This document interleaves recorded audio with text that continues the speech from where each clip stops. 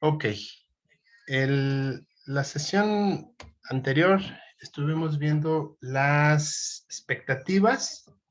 Veíamos la parte de las expectativas adaptativas, que eran las primeras expectativas con las que empiezan a trabajar los monetaristas. Les mencionaba que incluso esas expectativas adaptativas son las que trabaja o las que toma como ciertas Friedman. Y bueno, posteriormente ya sus alumnos, como es Sargent, pues empiezan a desarrollar, digamos, el siguiente paso, lo que se conoce como expectativas racionales. ¿Cuál es la diferencia entre las adaptativas y las racionales? En las adaptativas entendemos que una persona aprende por, pues por lo que ocurrió en el pasado, aprende de su pasado, aprende, digamos, de su presente y, y a partir de ello puede generar expectativas sobre el futuro. En el caso de las expectativas racionales, lo que nos dicen estos teóricos, esta segunda oleada de monetaristas, es más bien que,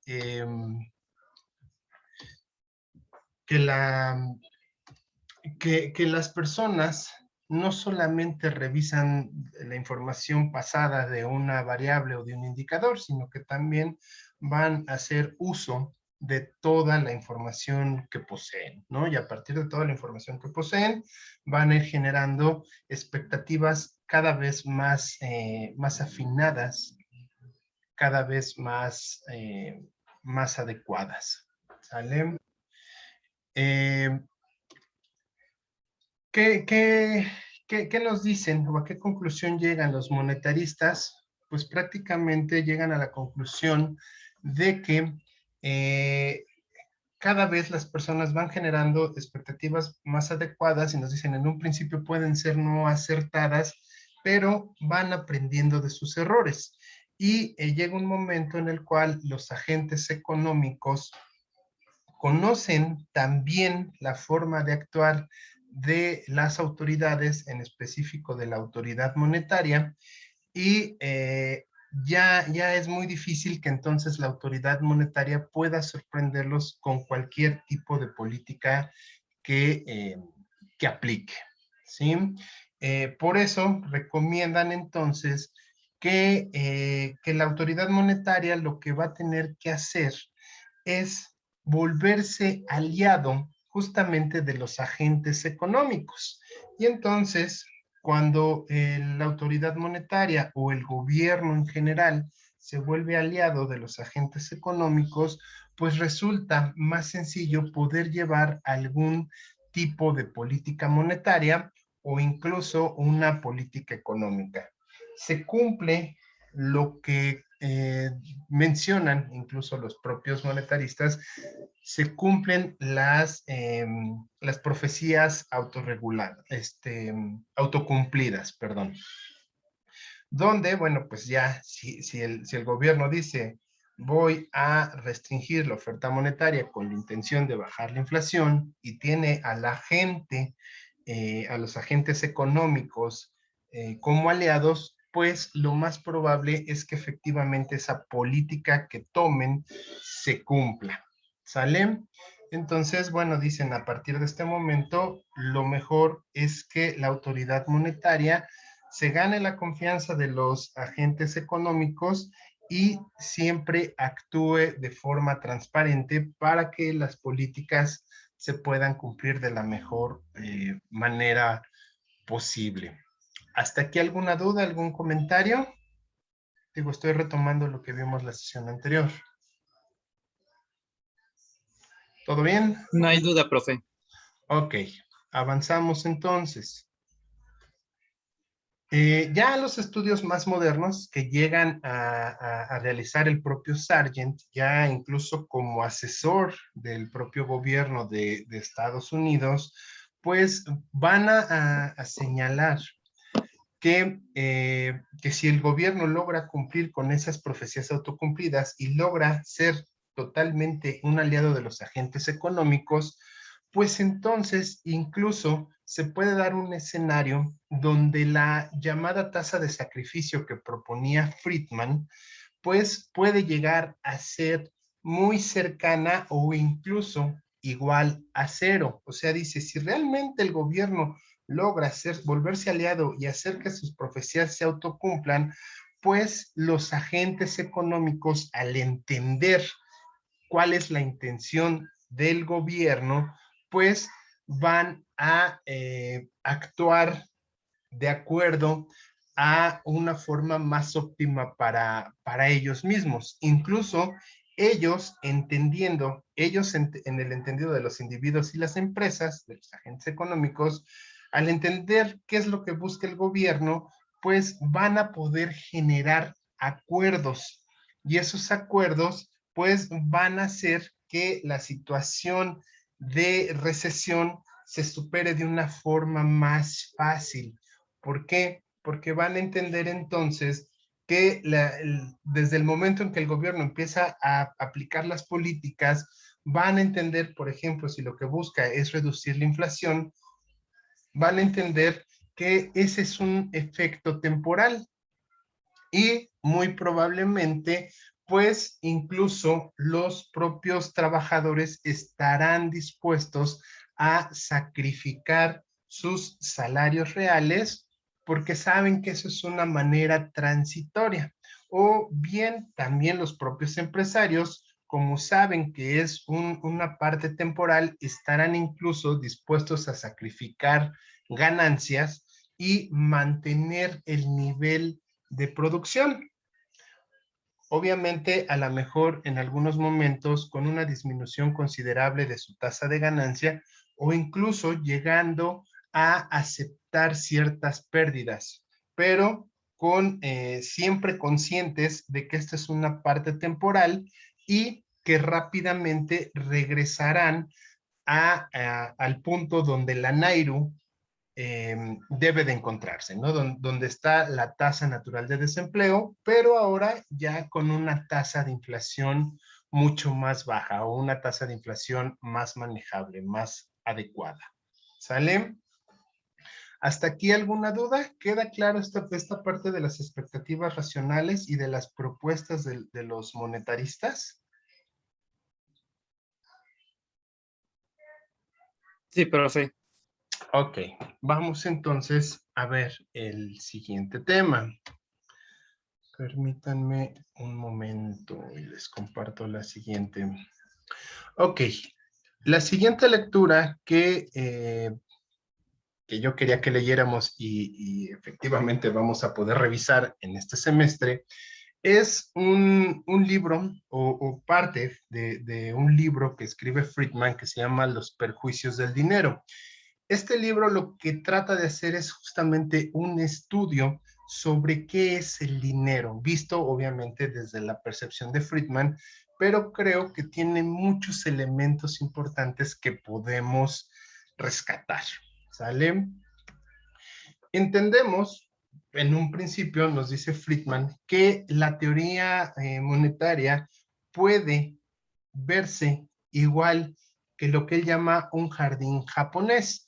En específico, Friedman se refiere a los jardines Zen, que sobre todo se encuentran en Japón, y nos dice, ¿por qué podemos nosotros hacer la analogía de que la teoría monetaria es como este jardín zen japonés?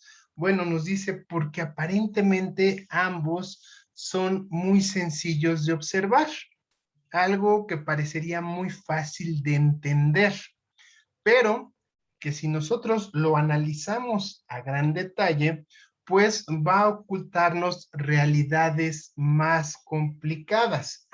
¿Qué quiere decir o cuál es la característica de estos jardines zen? No sé si ustedes los conozcan o sepan cuál es parte de la intención de un jardín zen japonés. Ok, ¿cuál es la idea o cuál es la filosofía de los jardines zen? Pues un jardín zen lo que tiene o lo que se requiere es que se necesita observarlo desde distintos puntos. O sea, el jardín Zen está hecho de cierta forma en la cual no hay un solo lugar donde podamos apreciar todo el jardín. Esa es una razón. A veces tienen incluso formas un tanto irregulares con esa intención. Otra cosa que tienen, bueno, es la colocación muchas veces de piedras grandes que obviamente tapan parte de la visibilidad, y la intención justamente es que el espectador pues tenga que posicionarse en varios lugares para poder hacer la apreciación total del jardín. A esto va Friedman, a esto nos dice Friedman, bueno, la teoría monetaria también pareciera que es muy fácil de entender, pero también es importante que nosotros la empecemos a analizar o empecemos a entender el dinero desde diferentes perspectivas para tener una noción más amplia de lo que realmente significa. ¿Sale? Aquí en pantalla hay una muestra de cómo es un jardín zen en actualmente, ¿no? Un jardín zen tradicional. Si ustedes observan, pues efectivamente se ve muy sencillo, vemos arena con ciertas líneas y se encuentran distintas piedras que pareciera que están puestas de manera aleatoria. Pero ¿qué sucede? Si ustedes se paran frente a alguna piedra, pues la visibilidad va a ser incompleta. Independientemente del lugar que ustedes escogieran para apreciar este jardín, notamos que hay puntos que no son capaces de apreciarse en su totalidad. Esa es justamente la analogía que hace Friedman sobre la teoría monetaria. ¿Queda clara esta idea de Friedman? ¿Podemos Sí, avanzar? profesor. Ok. Nos dice entonces Friedman que si nosotros analizamos estructuras monetarias, pues vamos a ver que en algunas ocasiones nos van a parecer extrañas desde la perspectiva en cual lo estamos viendo. Y en algunos casos podría sernos poco convencional de acuerdo a nuestro propio criterio.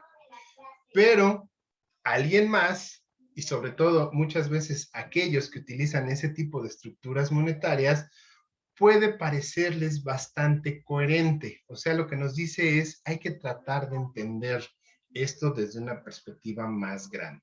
¿Sale? Nos dice Friedman que un gran logro de la humanidad consistió en poder hacer la separación entre actividades de compra y venta y utilizar algún tipo de producto o de mercancía, si nosotros nos vamos un poco más hacia la filosofía marxista, que esta mercancía, este producto, se está utilizando con la idea no de consumirse, ni de utilizarse como algo, como una materia prima o como un insumo en una producción, sino que utilizamos exclusivamente esa mercancía como un medio de cambio. Para Friedman, el haber logrado dar ese avance como humanidad fue un gran logro, porque gracias a eso, de acuerdo con Friedman, y bueno, de acuerdo también con muchos otros pensadores, pues entendemos que pudieron ir avanzando las civilizaciones, ¿no? Se logró romper la barrera que el trueque genera. Ok, Friedman va a considerar que aquella cosa o aquel producto que se utilizó para realizar intercambios va a servir como un nexo entre transacciones. Esa cosa es lo que hoy conocemos como dinero. Solamente que nos dice Friedman, bueno, cada cada cultura fue escogiendo o adecuando un distinto producto como su medio de cambio, ¿no? Y eso es a lo que se refiere. Tal vez para algunos nos pareciera sumamente extraño pensar que una sociedad, por ejemplo, la mexica, utilizara semillas de cacao, ¿no? Mientras que a lo mejor los europeos utilizaban metales preciosos. Y así podríamos entonces nosotros estar revisando que dependiendo de las culturas se empezaron a tomar distintos productos como representaciones del dinero. Nos dice Friedman, bueno, pues en un principio podíamos hablar de plumas y piedras. Hoy en día son billetes. Esos billetes incluso ya se han transformado y se han convertido en asientos contables. ¿Qué quiere decir que se conviertan en asientos contables? Pues justamente los estados de cuenta que tienen todas las personas o todos los agentes económicos que poseen una cuenta bancaria. Si ustedes tienen, por ejemplo, una tarjeta en el banco, una cuenta de ahorro en el banco, pues el banco les va a estar mandando un papel donde dice la cantidad de dinero que supuestamente ustedes poseen.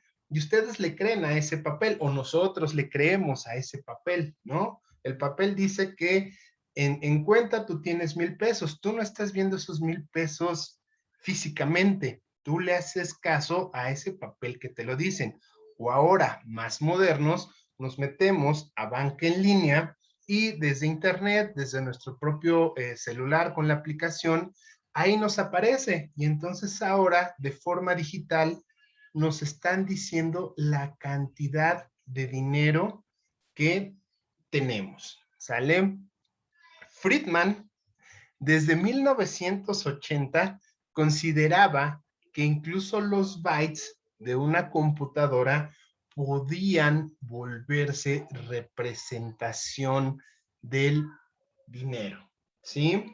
En ese momento, cuando Friedman lo escribe en 1980, hablar de bytes era una idea sumamente loca. ¿Por qué? Porque en ese tiempo apenas estaban llegando las computadoras personales, apenas estaban llegando a las oficinas, sobre todo las computadoras, y sonaba muy descabellado hablar de una representación del dinero en bytes. Hoy en día, esa representación para nosotros no es nada fuera de lo normal. De hecho, cada vez es más común hablar del dinero representado en bytes o de manera electrónica que incluso de los propios billetes y monedas. ¿Sale? ¿Queda claro este punto? Bueno, avanzo Sí, entonces. profesor. Ok, entendemos entonces, Friedman comienza con un ejemplo que él mismo acepta podría tomarse como algo pues muy raro, ¿no? Él toma el ejemplo de lo que llama la isla del dinero de piedra y hace una descripción de una civilización que se encuentra en una isla que se conoce como la isla de Wap o de Yap, y esta isla, la característica que tiene es que carece de yacimientos de metales. ¿Qué quiere decir? Que entonces, si no existen metales, si no existen los metales preciosos o ningún tipo de metal, por lo que nos explica Friedman, pues entonces tuvieron que hacer uso de lo que tenían. ¿Y qué fue la representación del dinero? Pues en esa isla, la representación del dinero fueron piedras talladas que casualmente no eran de esa isla, sino que venían de una isla cercana. ¿Por qué la intención de utilizar piedras talladas que sean de otra isla? Pues por el simple hecho de que debemos de entender que incluso hoy en día el dinero debe de ser algo que se encuentre controlado, algo que represente escasez, ¿no? Hoy en día el dinero de billetes y monedas pues está controlado por el Banco Central. Solamente ellos emiten ese dinero de alto poder y entendemos entonces que está ocurriendo u ocurre el mismo caso en este ejemplo. Un ejemplo donde nos dicen, bueno, esta civilización tuvo que recoger piedras y tallarlas de una isla cercana, unas piedras que no había en la isla originalmente.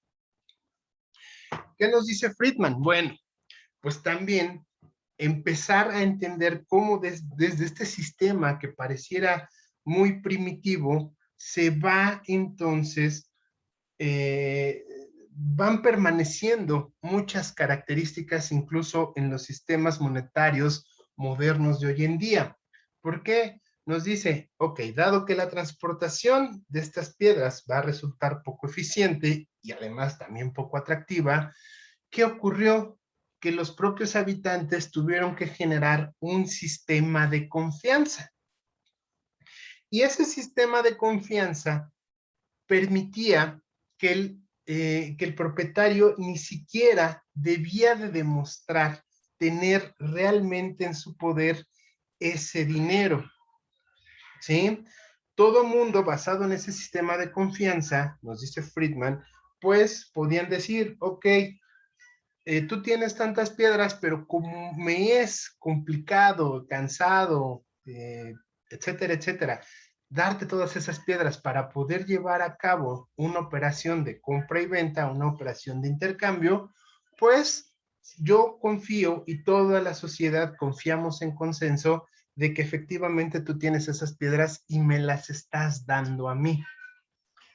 Parecería algo sumamente loco, pero ¿qué pasa hoy en día cuando nosotros pagamos con una tarjeta bancaria? Nosotros llegamos con una tarjeta y al momento de pagar con esa tarjeta o de meter esa tarjeta en una terminal, tanto el vendedor como yo estamos conscientes en consenso porque creemos que nuestros fondos van a pasar de mi cuenta a la cuenta del vendedor. En ningún momento apareció el dinero. ¿Sale? Entonces aquí empezamos a entender cómo, a pesar de que una civilización pareciera tan primitiva, hoy en día continuamos con muchas de estas características, ya de forma moderna, ya de forma diferente, aparentemente, pero en esencia sigue siendo lo mismo, un sistema de confianza. Ok. ¿Qué nos dice? Bueno, pues en esta economía, ahora el nuevo dueño de las piedras, pues con el simple hecho de recibir una declaración formal de cesión, con eso quedaba satisfecho. E incluso nos dice Friedman, puede ser que incluso las piedras ni siquiera se lleguen a mover en un futuro. O sea, las piedras que tenía o ese dinero que tenía esa persona para hacer una compra, ni siquiera tuvieron que llegar a el nuevo dueño. Ya todo mundo por consenso estaba de acuerdo en que ahora las piedras que estaban en resguardo del dueño original ahora le pertenecían a un nuevo dueño, ¿sí? Y eso nos dice, también él maneja un ejemplo, ¿no? Donde nos dice que se encontraba una familia adinerada que toda la gente de esa isla llegó a tener fe en que parte de su riqueza estaba incluso en una piedra que al momento de quererla transportar se hundió en las profundidades del mar. O sea, esa piedra, dado su tamaño, al momento de quererla llevar de una isla a otra, la piedra se hundió. No hubo forma de sacarla. Sin embargo, por consenso, por ese sistema de confianza, la gente de la isla siguió reconociendo que el dueño original de esa piedra, pues iba a tener justamente esa cantidad de dinero, ¿no? Y ellos podían circular tranquilamente. Dice Friedman, esto a lo mejor nos podría parecer un tanto extraño. ¿Cómo puede ser que alguien que pierda su dinero ante la vista de todos modos sea considerado como una persona que lo posee si ni siquiera lo tiene de manera física? Eso parecería un poco loco, un poco extraño, ¿no? Pero más adelante vemos que no resulta tan extraño ni tan fuera de lugar como pareciera. Nos pone también en esta misma economía la situación en la cual se tuvieron que aplicar multas por desacato a un grupo de personas que no quisieron adecuar los caminos. La imposición que se había puesto era justamente que un grupo de personas trabajara para ampliar y modernizar los caminos de esa isla, y nos dicen, bueno, estas personas no lo quisieron hacer. ¿Y cuál fue la solución? ¿Cómo se obligó a estas personas que trabajaran? Bueno, pues muy sencillo. ¿Qué pasó? Llegaron, pusieron una cruz negra, pintaron una cruz negra sobre las piedras de esas personas, y el dinero en ese momento se encontraba ya embargado, más bien dejó de tener valor. El dinero, ¿qué pasó? Solo le pusieron una marca, y todo mundo, aquellas personas multadas y el resto de la sociedad, consideraron efectivamente que al tener esa marca, en ese momento el dinero que poseían estas personas había dejado de tener valor. Pero ¿qué sucede posteriormente? Cuando ellos cumplen con la obligación que tenían, que era justamente ampliar y mejorar los caminos, ¿qué hicieron las autoridades? Lo único que hicieron fue limpiar esas piedras, quitar esa cruz negra, esa mancha que se había puesto como embargo al dinero, y de nuevo estas personas volvieron a recuperar su dinero, ¿no? Su dinero volvió a tener poder adquisitivo. Repito, todavía, y esa es la intención de Friedman, hacernos ver cómo una sociedad aparentemente primitiva llega a ser muy ingenua, y a veces nosotros podemos caer justamente en la idea de creer de que nosotros no estamos o no somos igual de ingenuos que este tipo de personas. ¿Sale? ¿Queda claro este punto?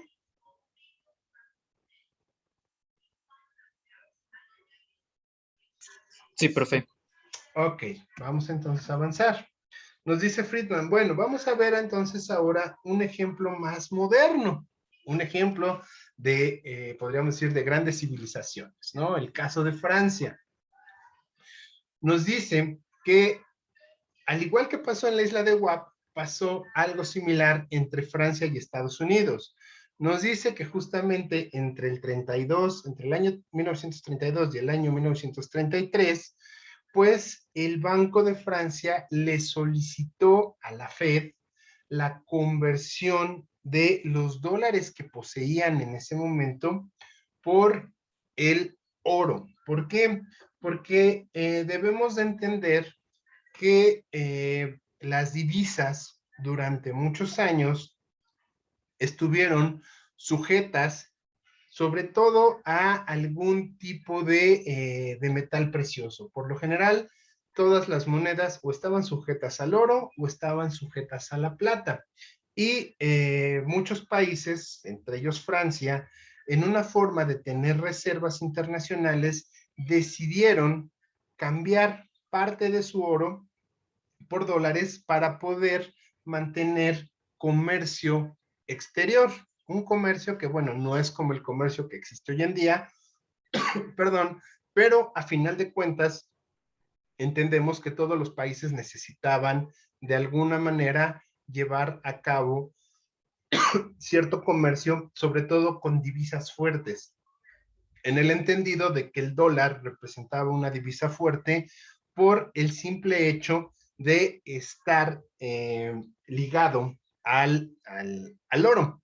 Pero Francia preveía que Estados Unidos posiblemente iba a reducir esa conversión, o sea, ahora se iban a necesitar más dólares para poder conseguir oro. Y Francia, al ver esa situación, decidió enviar una gran cantidad de dólares que tenían en su reserva a cambio de recuperar el oro que obviamente Estados Unidos estaba resguardando en sus bóvedas. ¿Sale? ¿Qué sucedió? Que Estados Unidos, bueno, pues le dice, ok, está bien, regrésame los dólares, te voy a mandar el oro, pero ese envío de oro tú lo tienes que cubrir. ¿Y qué sucedió? Que cuando Francia descubre lo que va a costarle regresar el oro de Estados Unidos de nuevo a Francia, se da cuenta que los costos son excesivos. Por lo tanto, ¿qué le dice Francia a Estados Unidos? Lo que le dice es que, bueno, sí haga la conversión, pero por favor siga guardando el oro ahí en sus bóvedas. ¿Qué hizo Estados Unidos? Estados Unidos aceptó y lo único que tuvo que hacer es poner una etiqueta sobre el oro de Francia, ¿no? Y así como lo hizo con Francia, bueno, pues con varios países sucedió. Estados Unidos tuvo que empezar a juntar los lingotes de oro que pertenecían a cada país que le había comprado dólares y empezarlos de todos modos a guardar en sus propias bóvedas. Esto es muy similar a lo que Friedman nos estaba contando hace rato justamente con el sistema de las piedras, ¿no? Donde decíamos, ¿cómo es posible que se pueda llevar a cabo una relación de compra-venta y que el nuevo dueño de esas piedras no vaya y las reciba? Por la misma situación, porque es una situación cansada y porque es una situación a veces costosa hacer ese movimiento de mercancía, bueno, de dinero en este caso, ¿no? Ok, Friedman lo que nos está demostrando es que incluso hasta sistemas monetarios más avanzados caen en este mismo sistema de confianza. Estados Unidos lo único que hizo entonces fue ponerle un papelito al oro de Francia y decir, ok, esto es de Francia, ¿no? Pero a final de cuentas, el oro siguió estando justamente en las bóvedas de Estados Unidos. eh, pero, ¿qué sucede? ¿Y qué nos dice Friedman? ¿Qué pasó? O sea, ¿qué otro efecto podríamos decir extraño sucedió con esto de que Estados Unidos solo le pusiera un papelito encima al oro de Francia?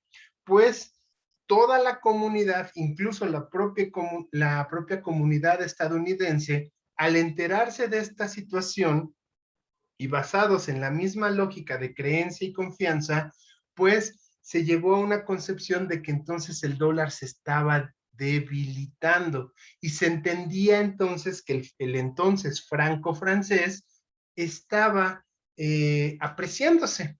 O sea, ¿qué sucedió? Solamente se puso un papel sobre unas barras de oro y eso significó que el dólar se debilitara y el franco se apreciara. Nunca vimos realmente ese movimiento de oro que se supone que es en lo que estaban basadas o ancladas ambas divisas. ¿Queda claro el concepto?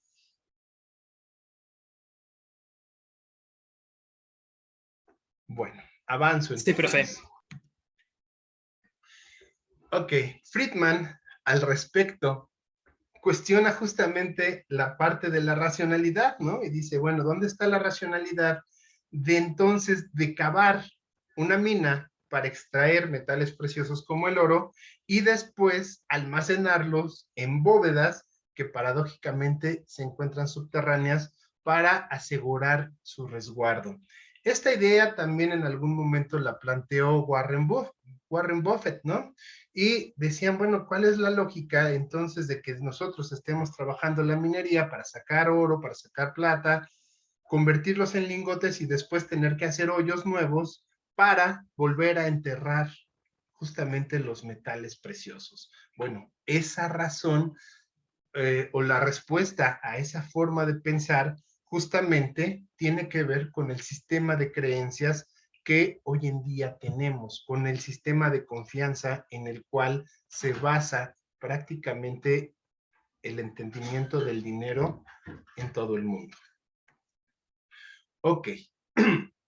Posteriormente, ya en el siguiente capítulo, Friedman va a tratar de hacer un análisis sobre lo que es el dinero o lo que la gente en común entiende como dinero. En el entendido sobre todo del dinero de alto poder, el dinero que podríamos llamar nosotros efectivo, el dinero que se representa por billetes y monedas del Banco Central.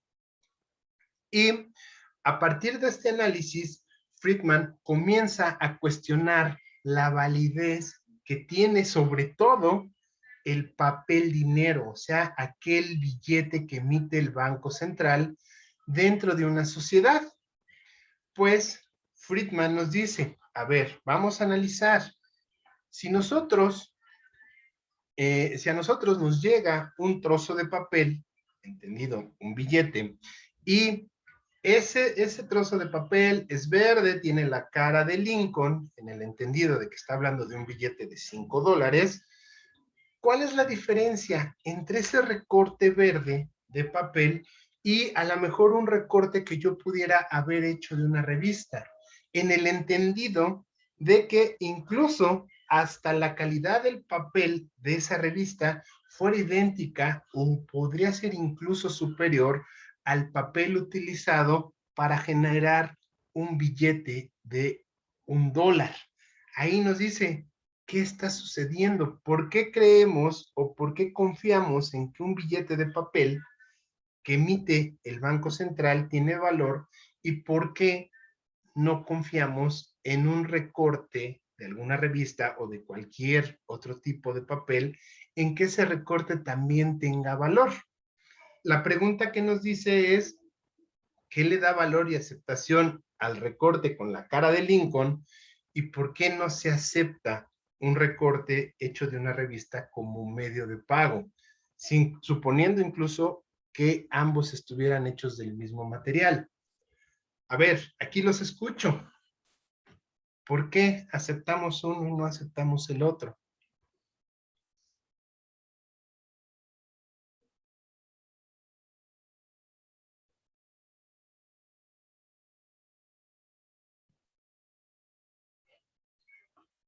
¿Qué pasó? ¿O nunca se habían puesto a pensar en eso? No es porque confiemos en que es el gobierno quien los emite y tienen un cierto valor. Ok, confiamos en el gobierno. Ok, esa podría ser una Más bien respuesta. porque hay una institución que le da respaldo, ¿no, profesor? Una institución le da respaldo. ¿Y qué quiere decir que le dé respaldo? Que nos garantiza que podemos hacer transacciones con él. Nos garantiza que podemos hacer transacciones con él. Ok, bueno, estoy haciendo más filosófico. ¿Y de qué manera nos garantiza que podemos hacer...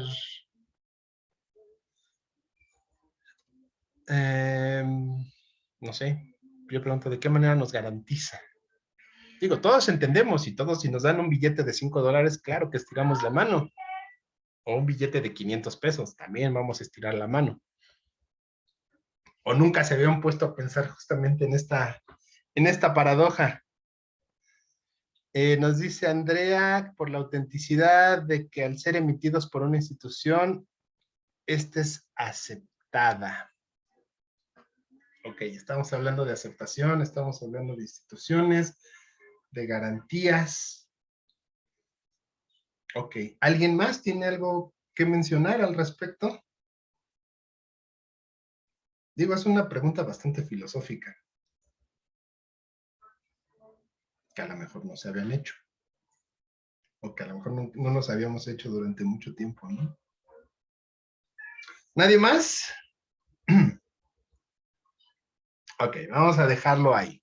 Tenemos entonces confianza, garantía, instituciones, gobierno. Vamos a ver qué pasa. ¿Qué nos dice Friedman al respecto? Ok, nos dice Friedman, bueno, vamos a revisar el billete de $5, que también podríamos hacerlo nosotros con un billete de cualquier denominación en pesos, ¿no? Por lo general tienen partes muy similares. Por ejemplo, el billete de $5 va a tener el número 5, que indica su valor, ¿no? Ahí dice que vale 5, y entonces entenderíamos que ese es el valor del billete. Ok.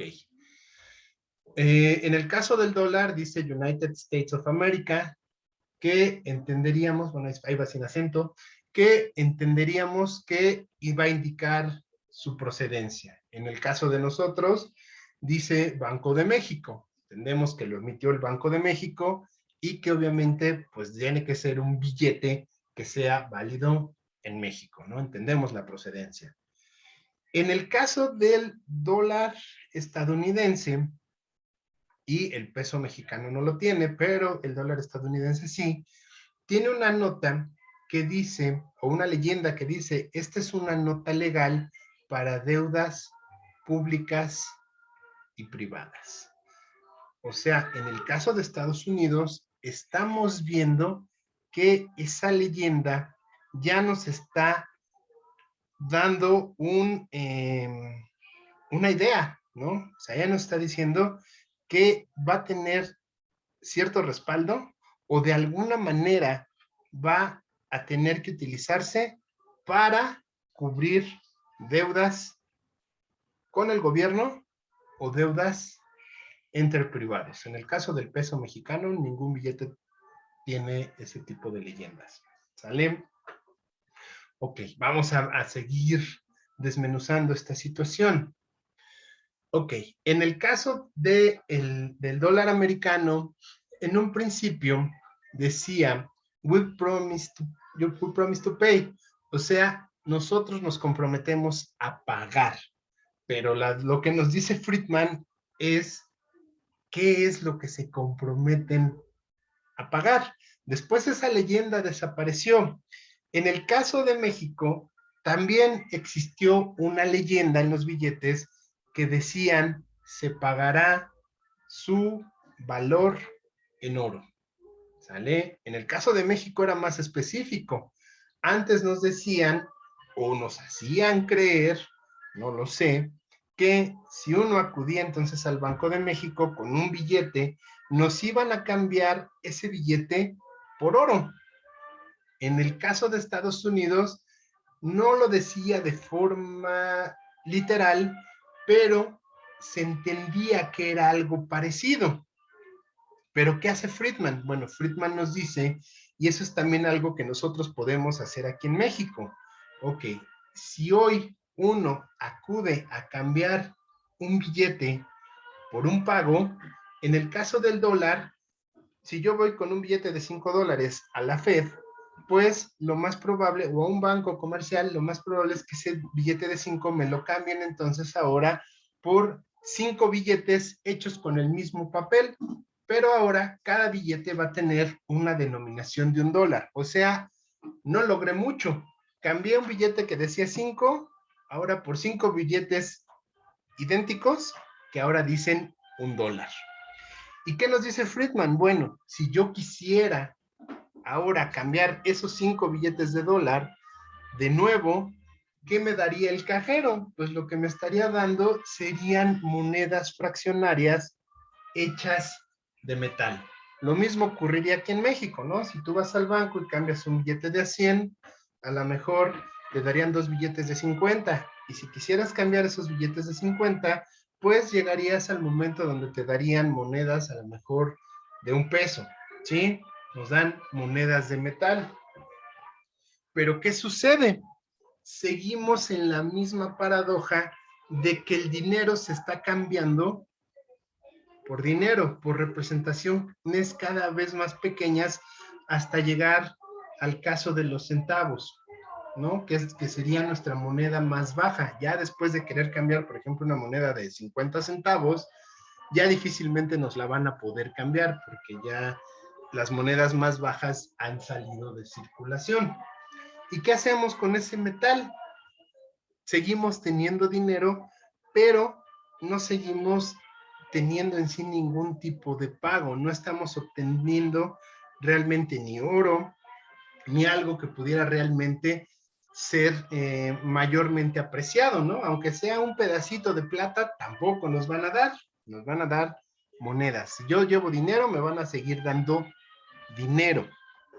Ok. En el caso, por ejemplo, de Friedman, que nos dice, ok, vamos a suponer que entonces ahora nos quedamos con puras monedas de metal, y yo tratara de fundir esas monedas, y nos dice el propio Friedman, eso es ilegal allá y eso es ilegal también aquí. Pero si yo tratara de fundir esos metales con la intención de venderlos, lo más probable es que al momento de querer yo vender esos metales fundidos, voy a obtener un valor mucho menor a los $5 originales. Igual, si yo voy con mi morralla, con 10 monedas, por ejemplo, de 10 pesos, las fundo y quiero vender ese metal, tampoco voy a obtener los 100 pesos que yo tenía originalmente. ¿Sale? ¿Se entiende esta parte? ¿Se entiende esta lógica? ¿Se entiende cómo se vuelve más complejo entonces el dinero de lo que entendemos? Sí, profe. Ok. Vemos entonces que en el caso, regresando al caso del billete, vamos a dejar ahorita por un lado esta parte de los metales. Ok, pero vemos que en el caso, por ejemplo, del billete de $5, la leyenda que dice que va a servir justamente para el pago de deuda pública y privada es lo que le va a dar mucho peso, en el caso del dólar, al dinero, ¿no? ¿Por qué? Porque al momento de decir de que un documento o un pedazo de papel hecho por el gobierno diga que sirve como deuda pública, se entiende entonces que el gobierno va a tener que aceptar todos aquellos trozos de papel, todos aquellos billetes para el pago de impuestos y para cualquier tipo de obligación que se tenga ante él. O sea, el dinero empieza a tomar legitimidad, empieza a tomar aceptación, como ustedes mencionaban, empieza a obtener respaldo porque el propio gobierno está dándole esa validez. O sea, yo te lo doy y yo te aseguro que si tú me lo regresas en forma de impuestos o en forma de algún tipo de obligación que tengas conmigo, yo lo voy a aceptar sin ningún problema como un medio de pago. Dirían los chartalistas, otro grupo que no revisamos, pero dirán los chartalistas, esa es la razón del dinero. El gobierno crea el propio medio de pago con el cual va a asegurar el pago de sus propios impuestos. ¿Sí? Friedman retoma esa parte y dice, bueno, sí, efectivamente, el gobierno está creando entonces su propio dinero para que con eso la gente le pague lo que se le debe. Pero, ¿qué sucede en esa leyenda? Esa leyenda lo que nos está diciendo entonces es que se va a obligar también a los particulares a tener que aceptarlo. O sea, aquí podríamos decirlo, algunos dirían de forma coercitiva, el gobierno obliga entonces que también los particulares tengan que aceptar el dinero para el pago de deudas. Quiere decir entonces que también, incluso si el gobierno tiene alguna deuda con un particular, el particular le tiene que aceptar ese dinero como medio de pago, ¿sí? Como forma de solventar la deuda. Y entre particulares también tendrán entonces, por ley, que aceptar eso como medio de pago. Ustedes dirán, bueno, en México no dice eso la leyenda, no lo dice la leyenda, pero sí lo dice la acta constitutiva del Banco de México. el Banco de México tiene como ley, obviamente está respaldada por el propio gobierno, de que todos los pagos que se realicen dentro del territorio nacional podrán realizarse con dinero del propio Banco Central, en nuestro caso, con pesos. ¿Sale? ¿Queda claro este punto? Ya empezamos a entender por qué entonces utilizamos el dinero del Banco Central. Sí, profe. Ok, o sea, nos guste o no nos guste, por la buena o por la mala, tenemos que aceptar entonces el dinero. ¿Sale? Ya ahí está entrando justamente el carácter legal, el carácter del propio gobierno de imponerlo de forma legal. Ok, en el caso de las personas, además de que existe entonces esta imposición, esta obligación por parte del gobierno de manera legal, pues entendemos también que todas las personas van a aceptar y confiar en un trozo de papel porque saben que quien les reciba ese trozo de papel también va a confiar en eso. Y Friedman nos dice, bueno, pues los pedazos de papel verde, haciendo alusión obviamente al dólar americano, tienen valor porque todos creen que tiene valor.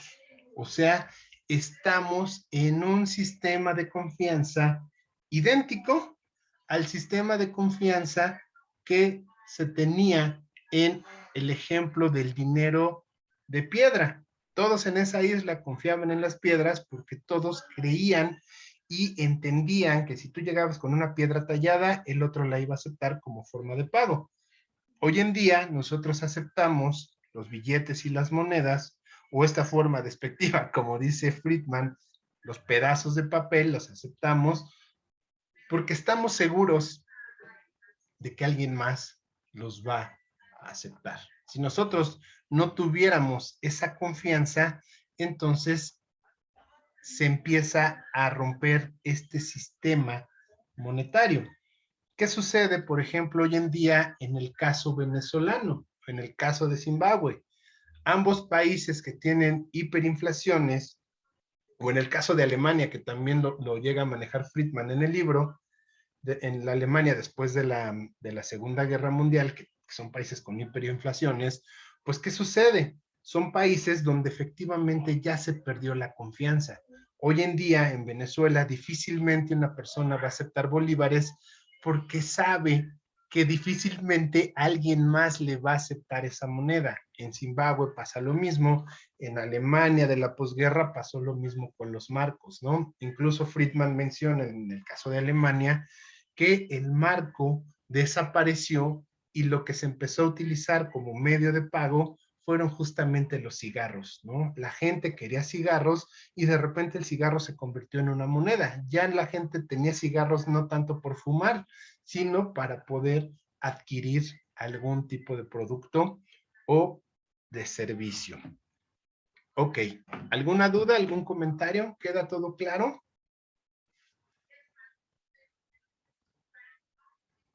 Bueno, si queda todo claro, vamos a dejar la sesión hasta aquí. Dejen, quito la grabación.